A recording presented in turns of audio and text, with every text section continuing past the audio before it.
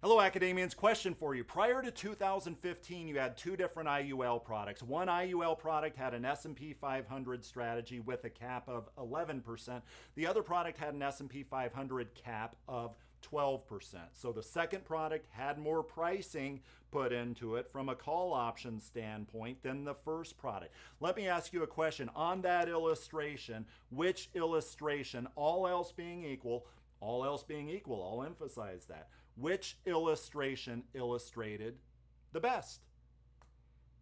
It's not a trick question. The answer to that question is it depends on what the insurance carriers wanted to illustrate their product at from a max illustrated rate. It depends on what the carrier wanted, right? So if 11% carrier wanted to illustrate theirs at a nice conservative 10% rate, but the 12% carrier wanted to be really conservative and only illustrate theirs at 8%, guess which carrier, all else being equal, which is simplified, yes, which carrier won the illustration war, so to speak?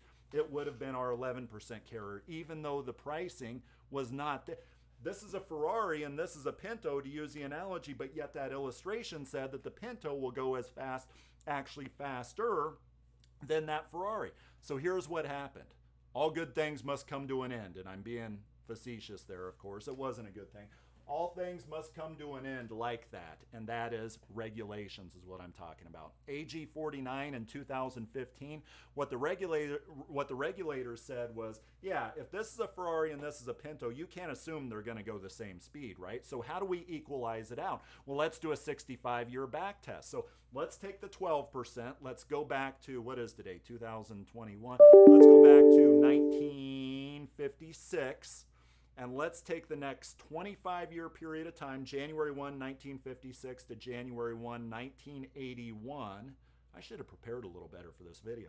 Over that 25-year period of time, what was the compound average growth rate based off what the market did with our 12% cap product?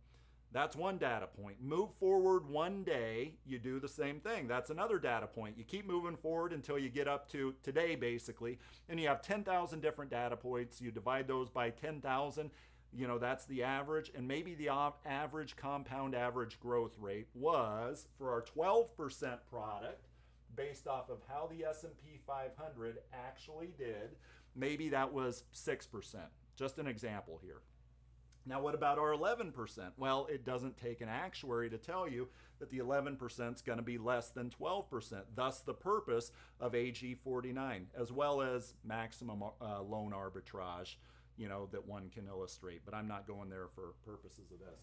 So maybe the 11% product illustrated at 5%. So not bad, right? We're heading in the right direction. But here is what with AG 49, here is what our good old 11% company did. They're now losing the battle, right? Because they can only illustrate at 5% versus 6%. If people really took serious those illustrations, which a lot of people do, there are great parts of the illustration, there are bad parts of the illustration. But illustrations I can make a product look great, or I can make a product look very, very bad. There is no way that most people that have been in the business for a long time can lose the illustration game if they choose to play it. I choose not to play the illustration game because these products are great. They do not need the fluffery. They're great as they are, what they're designed to do. Tax benefits, cash accumulation, time value of money, they're great. They don't need this because this leads to additional regulation, additional forms. Stack of 70 forms the other day. It was an annuity app versus a life app. 70 different pages I had to sign. That's what this regulation leads to. But in addition to AG 49 being what AG 49 was, what you had is creativity that kicked in. So our 11% company here is really creative. And what they said was okay, so now we're losing. So now we're only illustrating 5%. But what if we did this? What if we charged the client a little extra? What if we charged the client 0.5%, so 0.5%, or 50 basis points? It's the same, 50 basis points, 0.5%. What does that 0.5% buy? What that 0.5% buys is effectively more call option budget. What our 0.5%, and these are just completely hypothetical. I'm not targeting anyone. I'm targeting no companies. I'm just telling the truth I report, you decide. 0.5%, and maybe that 0.5% goes towards purchasing, say, a 50% multiplier, we'll call it. And, it could be 20%, could be 10%, could be whatever, 100%. It's the concept that I'm communicating, not which company did what. It's not pointing fingers. No, it's what happened post AG 49 that happened in 2015. You saw a lot of creativity for the next 5 or 6 years. Well, heck, up until today, post AG 49A, which we're going to get into, there's creativity. So now what does that mean? It means our good old 11% creative company is now illustrating at 5% plus. What's 50% of 5%? What's 50% of 5%? That's 2.5%. So 5% plus 2.5%. They are illustrating 7.5% when you net out that cost. That illustration that is linear every single year, this thing, the market's going to perform at 5, then you add in the bonus. Every single year, you are illustrating a net of 7%. 7.5% between those two minus the fee. So what happened was this. That if we're generating more than 50 basis points in value in the illustration by charging 50 basis points, why don't we take this higher? Why don't we make it bigger and bigger? What was it? Was it back in the Cold War era where one politician said, what is the nuclear arms race? The nuclear arms race is mutually assured destruction. It is where one person is standing in waist-deep gasoline. The other person is standing in that same pool of gasoline. One person has one match. The other person has 2 matches. Which one's going to win that race? That's mutually assured destruction. Well, we aren't destroying anybody here. Regulations aren't destroying anybody, but it's mutually assured regulation, right? Well, if you're playing that game, then I'm going to play this game. What you had is this got from 0.5% up to some crazy stuff, right? 2%, 3%, 6% in some cases. And that got bigger and bigger and bigger. And when you plug that into an illustration that is nice and linear, you had beautiful, beautiful illustration numbers. So then what happened was, well, back in December, I want to say December 14th of 2020, AG 49A. I want to say December 14th was the effective date of AG 49A. The regulators went back to the drawing board and they said, yeah, this stuff here, you can still offer it in a product, but charge supported. Because why do they throw that language in there, charge supported? Because you can't charge the client more and more and more just to get something that illustrates really good.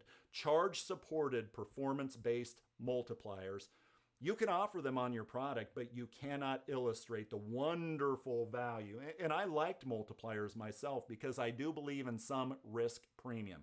I do believe that when you buy call options with a certain amount of money, that the goal is to get a little more out eventually than what you invested. So I'm not bashing multipliers. I'm just bashing the huge amount of creativity that had really happened over that period of time.